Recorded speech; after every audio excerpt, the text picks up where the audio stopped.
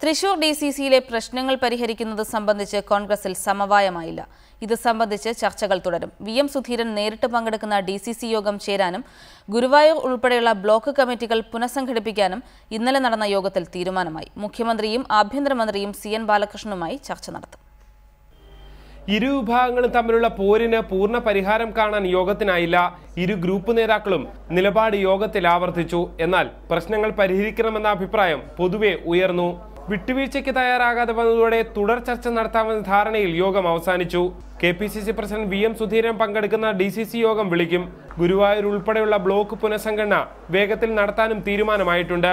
മുഖ്യമന്ത്രിയും ആഭ്യന്തരമന്ത്രിയും മന്ത്രി സി.എൻ. ബാലകൃഷ്ണനുമായി ചർച്ച നടത്തും. അതേസമയം യോഗശേഷം പുറത്തെത്തിയ കെ.പി.സി.സി പ്രസിഡന്റ് വി.എം. സുധീരന്റെ പ്രതികരണം ഇങ്ങനെയായിരുന്നു.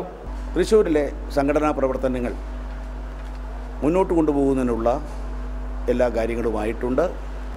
പാർട്ടിയെ സംബന്ധിച്ചിടത്തോളം ഏതെങ്കിലും തരത്തിലുള്ള വിഭാഗീയത ഇതിൻ്റെ പേരിൽ വളർന്നു വരാൻ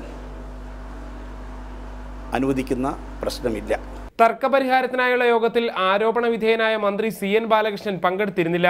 കടുത്ത വിഭാഗീയതയിലേക്ക് നീങ്ങുന്ന ഡിസിസി തർക്കം പരിഹരിക്കാമെന്നത് കെ.പി.സി.സി നേതൃത്വത്തിന് എളുപ്പമാകില്ലെന്ന സൂചനയാണ് ഇന്നത്തെ ചർച്ച മുന്നോട്ട് വെക്കുന്നത്.